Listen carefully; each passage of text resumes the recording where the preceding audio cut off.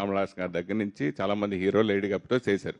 కొన్ని సినిమాలు సాంగ్లో కనిపించడం, especially madam cinema Rajendra Prasad గారు లుక్ సేమ్ మేడం లుక్ కనిపిస్తుంది.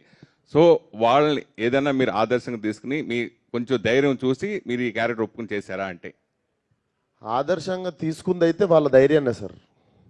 వాళ్ళు అంటే డెఫినెట్లీ చేసినందుకు అంటే వాళ్ళు డేర్ చేసిరు, మనం ఎందుకు చేయొద్దు అన్నది మెయిన్ ఇన్స్పైర్ అయింది వాళ్ళ డేరింగ్నెస్ నుండి.